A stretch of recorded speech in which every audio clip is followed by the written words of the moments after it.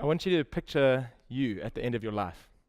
I want you to think about the relationships that you'll have around you, possibly the few close friends and family that you've spent a whole life doing awesome, significant, satisfying stuff with. I think we all long to get to that moment. I think we all long to have this moment where I get to look back and say, like Paul could say, I've run the race. I've done good stuff. I've done stuff that I was put on this planet to do. I didn't live anyone else's life. I didn't live my life by accident. I lived it deliberately on purpose. I built amazing relationships and did cool things. You're not going to get to have that experience if you don't master this next skill. And you'll be amazed when you start to see just how good Jesus was at this skill. And it's the art of saying no so that you can say yes. Oh, it's uncomfortable. It feels like I'm being such a bad person saying no. I've been taught this whole way through that I get to say yes regardless of what other people are doing. My yes is greater than your no, wada. But sometimes my own yeses mean I don't get to do the thing I'm called to do. All my little yeses to things that seem really good and really important and be really hectic if I were to say no to all these people. And all those little yeses mean that I don't get that great experience at the end of my life when I've done the thing that I was put on this planet to do with the people I was put on this planet to do it with. We desperately want to have that experience, so we need to get this clear. God's amazing at doing this. I want to just read to you briefly out of Paul's lens on God. He's talking about how he's had to change his plans to get to be with some people. This is in 2 Corinthians. And he says to his readers, you may be asking why I changed my plan. Do you think I make my plans carelessly? Do you think I'm like the people of this world who say yes when they really mean no? As surely as God is faithful, our word to you does not waver between yes and no. For Jesus Christ, the Son of God, does not waver between yes and no. He's the one we preach to you, and he's God's ultimate yes. He always does what he says. What an amazing thought. And you see this played out often. Luke records it really nicely, but you see it all the way through the Gospels. Jesus is okay to say no. It's amazing news. He's not like us. He's got no scam saying no. He arrives at a city. There's a whole crowd of people who've heard rumors about how he heals people, fixes broken things, is the man of power for the hour. They're not there asking for a cup of tea. They're asking for him to fix something that's damaged in their life. They're desperate. And Jairus gets to Jesus first in Luke 8 and says, my daughter's sick. I want to go and ask you to come and heal her. And Jesus says, yes. And because he doesn't fluctuate between yes and no, when he said yes, he meant yes. But the consequences of that yes were dire, because he then had to walk through a crowd of other desperate people who were very keen for another series of yeses from Jesus. And his answer to them was no. I'm not going to get to do the thing I've said yes to if I'm not prepared to say some other no's. You see it in Luke 4. He snuck out of the city early in the morning. He's hiding from people, basically, so that he can spend some time praying with God, because he wants that. He said yes to a full relationship with his Father, which means he said no to meeting needs. The disciples come find him. Master, everyone's looking for you. The words that every pastor can hear ringing in their ears. In fact, the word every Christian can hear ringing in their ears, because you have something that the world needs. And if you're prepared to listen, you'll hear this message. Everyone's looking for you all the time. And Jesus is so powerful that he's able to say, no, we actually need to move on from here for the thing that I was called to do. I need to preach in other cities because that's what I've come for. And I am terrified of not getting to my that. I'm terrified of living a life where I don't get to do the thing I was called for, because I'm so busy saying a bunch of little yeses. So if Jesus was committed to saying some difficult no's in order that he could do the thing he came to do, it's worth having a look at how he structured his relationships to make that possible.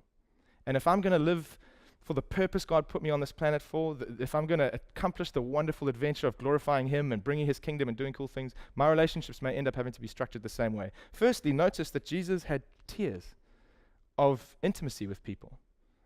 He wasn't hectic for doing this. He wasn't a bad person for doing this. Jesus is absolute love. Everything you see Jesus ever doing is love in action. And yet love in action for Jesus looked like having 3, and then the rest, and then the rest, and then the rest. We've heard that 2 weeks ago, that Jesus was okay with having tears, which means you get to have tears as well. There will be people who get to get right into the core of you and have access to the resources of your heart. Your spouse, hopefully, would be one of those people. Sometimes people's spouse isn't necessarily the person they get to let all the way close to them for whatever reason. They don't trust them. They don't give them that access. But ideally, if you are married, your spouse is the one closest to you. If you're not married, it could be your sibling, your parents, your closest friend. There's someone who gets all the way access into the most valuable parts of what's in your heart. But that's big responsibility. If I let you all the way into me and you got free access to the stuff inside my heart, you need to be able to cope with that. And I need to be able to trust you to be there, which means there's some expectations you need to meet to be allowed in there. And then there'll be the next tier of people you love, your mates, your close family, the next tier of acquaintances, people in the group with you that you're having this conversation with, or people you've gone on a faith journey with. Then there'll be your sort of tier of acquaintances and people you know who you'd wave to on the street, whose numbers in your phone, and then the rest. How do I keep my connection with those people without necessarily giving them huge access? Jesus was able to do this. He seems to be able to give people access who could handle that access. How do I get brave enough to do the same thing? The metaphor is a bit like this. I live on a property which has a neighboring property that has dogs on it. And the lady who lives next door walks her dog along the verge, over the fence from where I live. And I have a relationship with her because when she walks her great big Alsatian, my little corgis bark like mad at this dog. So I have a vocal, audible kind of relationship with this lady where we give each other the eyebrow flash. When you're driving, you know the eyebrow flash, when you kind of recognize the person. If you're very cool, you don't show the palm of your hand, you just kind of point or greet. If you're less cool, you wave. And so we have this moment on the street, and we have this kind of audible relationship with each other where we maybe greet over the fence, and her dogs impact my life with their sound, and my dogs impact the rest of the neighborhood with their sound. But that's as much as it is. It would be odd if at some point she decided to walk into my house with her Alsatians, rock up at my front door. Oh my goodness, what's this lady doing here? I don't even know her name. All she gets is an eyebrow flash on the drive past. Now she's at my front door. What is going on? And what if for whatever ridiculous reason I didn't lock the door when I saw her coming, but because I don't want to be a bad guy and be the oak that says no, I open the door. Hello, neighbor. Welcome.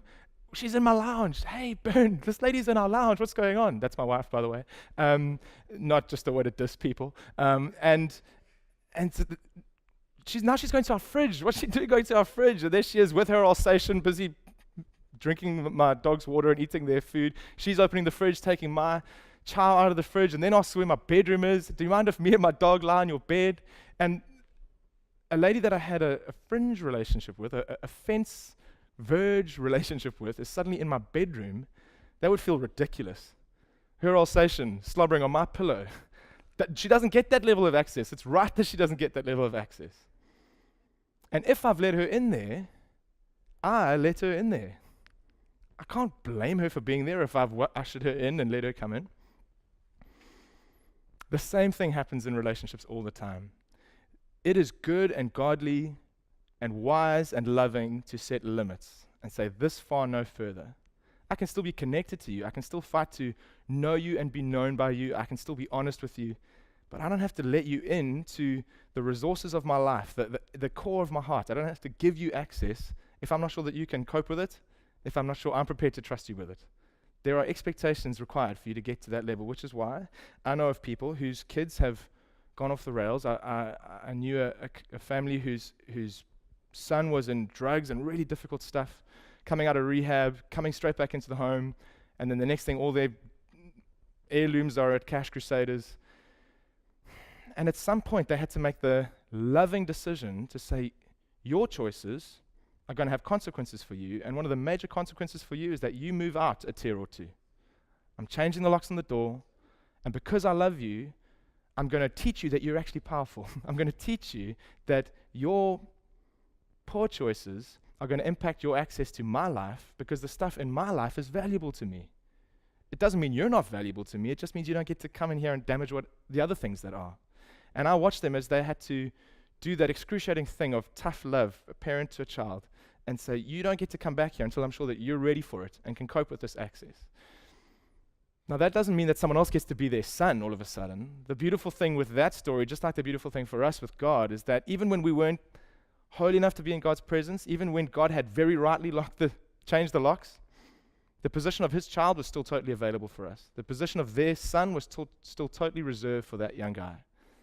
No one else gets to go in there and be their son. And when he has made better decisions and proved himself and earned his access back into the core, then the position of son is still available and waiting for him. And it's this wonderful thing that God says, you can't have access to everything while you're still going to mess it up I'm going to help you fix yourself. I'm going to put my Spirit inside you that makes you more holy and more brilliant and more wonderful. And then based on who you are now becoming, I'm going to give you more and more access. You never stop being God's child. So, do I get to say some no's to people who potentially I've been saying yes to when I shouldn't have? Here's another way to think about it.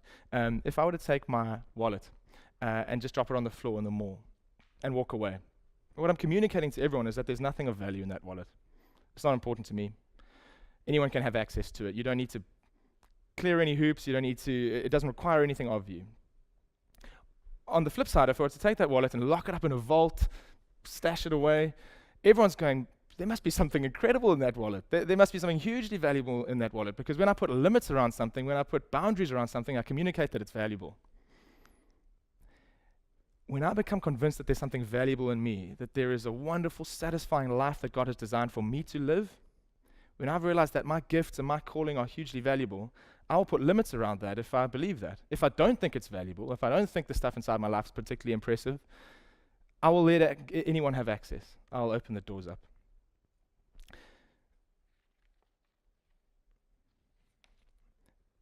Another metaphor, just to finish this up. If there was a building that had no doors on it, no windows, in the middle of PE, which is this incredibly dodgy city, or perhaps Durban. I can think of some of buildings like this in Durban where there's no security. Who goes into that building? Anyone who feels like it. What valuable thing are you likely to find in that building? Nothing that wasn't nailed down. In fact, nothing at all. Inside that building with no windows or no doors is vandalism and trash and an absolute brokenness. If my life has no windows or doors, if I'm not prepared to put some boundaries in place and communicate value, then what I end up doing is attracting the vandals into my life who want to disrespect what's there. Paul doesn't seem to think his time's that important because he's giving it to anyone, which means I attract people who are going to not respect my time. And I can't blame them. I let them in. Paul doesn't seem to think that his connection with God is that important because he's prepared to sacrifice it every time some needy person needs him to come and be the rescuer. Well, I don't get to blame them. I let them in. And there will be nothing valuable left in there. And there will be nothing of value left in there if I don't start saying some no's and putting some good boundaries in place. Your ability to protect your life is not just greater than, it is the only ability that anyone has to protect your life. I don't get to blame anyone else for making the ask. I can't believe that person was so unkind as to ask for more of my time. I don't get to blame anyone else. In fact, if Jesus had blamed people for coming to ask for help, it wouldn't have made sense. Jesus never said it was their fault for wanting what he had. He didn't blame them. He didn't distance himself from them. He just said, no, I still love you, but I've got a cross to get to. I want to live a life that gets to say some really generous, massive yeses to some things. I want to be able to say, I want to give this much money away every month. I want to pour this much of my heart into relationships like this every month. I want to connect with God more and more every month. I want to have some big yeses that are generous and risky and filled with faith. But I'm going to be the one that makes those choices. I'm going to be the one that shoots for that stuff. And when other things come into my life to try and derail me from that and distract me from that, I don't blame those things. I just say, hey, no, it's okay. I don't need to say yes and mean no. I don't need to come up with the white lie. I don't need to kind of invent someone else to blame. I just get to say no. I'm not doing that, and that's okay. So if I'm getting all these yeses and nos right, here's what this might start to look like. We're probably on the fringe tier with each other. We've just met. Some of us are from Durban, some of us from PE. We have a connection, but you don't have loads of access to my life. If you were to let me know that your car's engine blew up because you drive a Toyota, then I would say, I'm so sorry to hear that, buy a Land Rover, but I would also say, that's bad news. Have you looked in the yellow pages to find a mechanic? What are you going to do about it? And feel absolutely fine to say that, because that is all the access that it makes sense for me to give you to my life. However, if we were on team together, if it was one of the guys who I work with every day or someone who was in my close circle of friends and they phoned me up and said, my car's just blown, I would say, well, Bern and I can manage with one car. Here are the keys to my car. Use it until you've figured it out. There's another level of access that you have to the resources of my life. If you were my family member and you called me up, if I had kids, imagine that, and they would have phoned me up saying the engine in their car has blown, I don't say, borrow my car. I say, oh my gosh, how much is this going to cost me? It's actually going to hit my wallet. That's how much access you have to my life. And if you were the person closest to me, if you were my wife and you phoned me up saying the car's gone, I'm talking to the woman who's going to choose the color of my next car. You have so much access to my life, you literally get to decide not just where the money goes, but what brand of vehicle we're going to buy. That's okay. And I don't have to walk around thinking that every single person who brings me some bad news, every single person who has some brokenness, gets automatic access all the way in to the very core things of my life. And in fact, if you have a big heart, and if you're getting better and better at fixing broken things, which is what God is going to use you for, because you are part of His plan to restore this world, there'll be more and more broken things coming looking for you. And you have to have a plan up front to say, this is what I'm called to, this is what I have access to, this is what I'm able to accomplish, this is the valuable stuff in my life that is a non-negotiable, and then filter every other yes and no through that. And you're not evil for doing that, you're powerful for doing that.